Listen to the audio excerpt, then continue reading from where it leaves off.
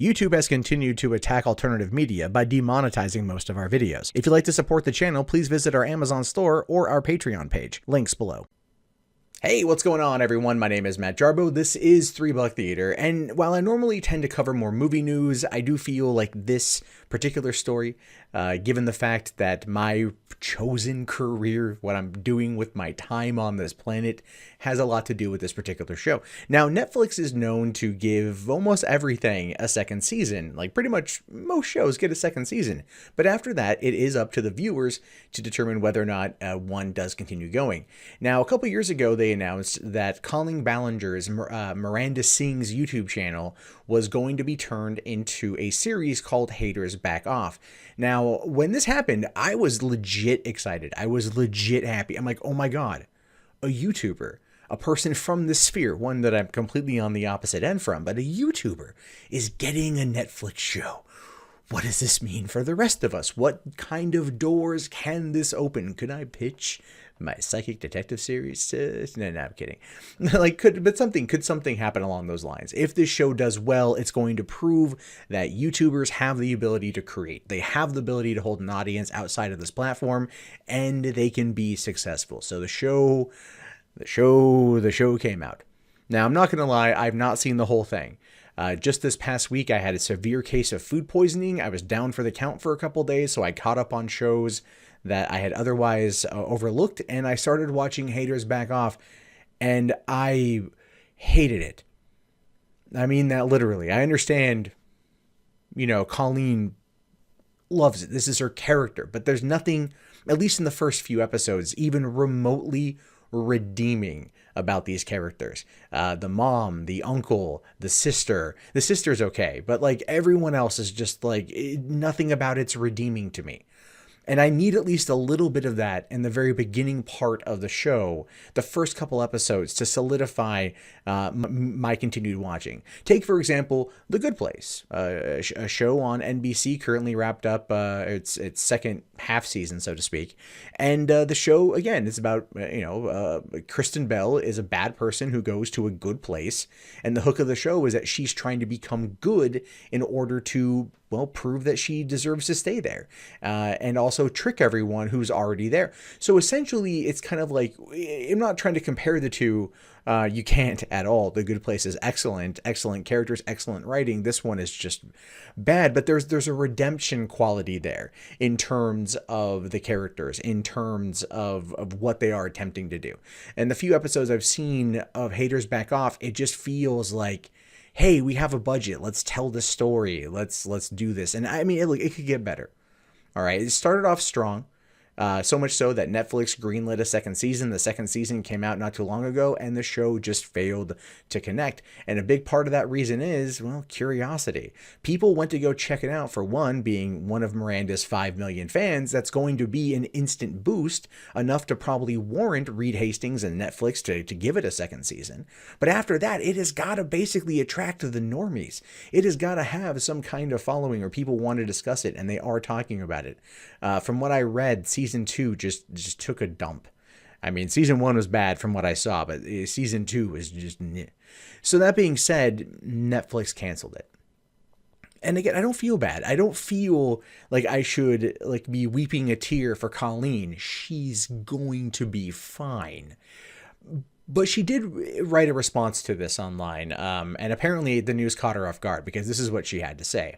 Absolutely devastated that Haters Back Off isn't coming back for another season. I put my entire heart and soul into the show, and finding out this news has left me heartbroken. I desperately wish I could continue telling the story of Haters Back Off, but I'm extremely grateful for the experience and to all of you for making it happen. When I created Miranda Sings 10 years ago, I never imagined I would eventually have 2 seasons of my own Netflix original series. Thank you to the producers, writers, and crew for making so hard to make my imaginary world a reality. Thank you to the cast for making the family I've known for a decade and my strange brain come to life. Thank you to the fans for believing in me and supporting the show. You made my dreams come true. I'm forever grateful. And you can tell that she meant it. She meant every word of it. It is actually a very nice, sentimental statement. One showing that she created this character 10 years ago and she went on this journey and it's over. Not to say that Miranda is done. I don't know if she's continuing going forward. She might find a way to retain the rights so she can continue doing her YouTube channel. And I'm pretty sure Netflix is not going to be a jerk and hold on to it, but you never know. But it's one of those things where, like, as a person who does this as a career, not to the same extent, nowhere to the same popularity levels or anything like that, I feel sad. I do feel sad. And I feel sad to the point of where my own inner guilt for kind of like talking a little bit of smack about the show is probably going to force me to go back with a clear head. Because you know how it is when you have food poisoning, your kind of brain's all foggy, right? And go back and maybe give it another go or continue going forward and just see whether or not it actually gets any better. But like I said, there were I looked at reviews and the reviews were not very good. And it comes across as like that avant-garde Napoleon Dynamite wannabe-esque type of comedy, which isn't for me. I loathe Napoleon Dynamite. I hate that movie too. So there's that. Maybe my humor is more rooted in terms of Netflix comedies like Disjointed was wonderful. Big Mouth was fantastic. F is for Family is my serious jam. Can't wait for season 3 of that show to come back.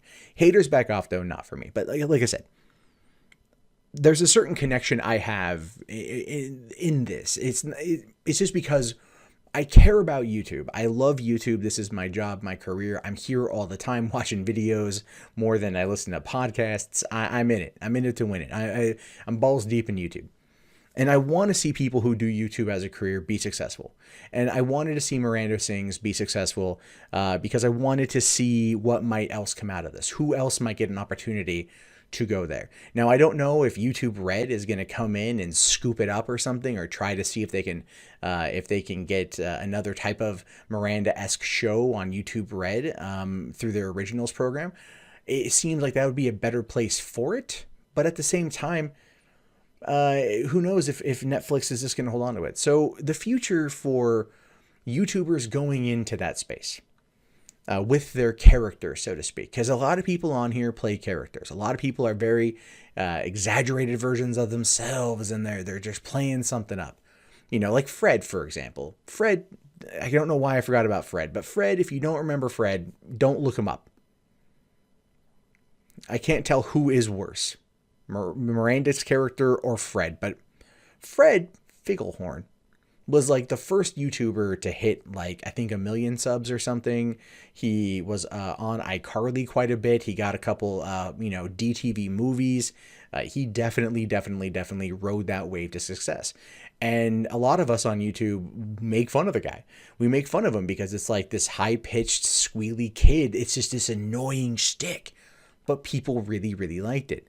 And the same thing happens here. But where I was when Fred was going big, where I am now are entirely different places. So my level of respect for both Fred and for Colleen here are definitely much higher. They played the game. And they did very well with it. And now the question is who's going to be next? South Park has been playing a lot of that this season, doing the jokes like, oh, just pitch anything to Netflix and they'll greenlight it. And to an extent, they're not entirely wrong. Eventually, given the opportunity, I'd love to take some shows to Netflix. Definitely not starring Matt Jarbo in something. I'd be like, I'd be a producer or maybe a bit part in it once in a while. I wouldn't make it about me, but then again, my channel is about talking about the news and what's going on, and when it comes to movies, what I like, things like that. So to wrap this whole thing up, because I've kind of been going on for a while here, it was an interesting experiment. Haters back off.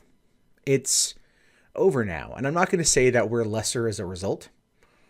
I'm not going to say that we're better as a result. It was an experiment to see whether or not people on this platform, those who are YouTubers, can transcend. And it's going to take a couple times of getting it wrong before it gets right with somebody. Now, I don't know who that person's going to be. But I know when it happens, it's going to be big, it's going to be crazy, and the whole world's going to flip out. But we do have to break a few eggs to get there, and at this point, that's essentially what Haters Back Off has become. Just a carton of broken eggs. But it's leading on to something bigger. Anyway, what do you guys think about this? Did you like the show? Did you think it was any good? Am I wholly wrong on this one? Let me know in the comments. My name is, of course, Matt Jarbo. This has been 3 Buck Theater. If you haven't already, thumbs up the video, subscribe to the channel, and check back often for movie news and reviews from me. I'll talk to you guys later. Have yourself a great day. Peace out.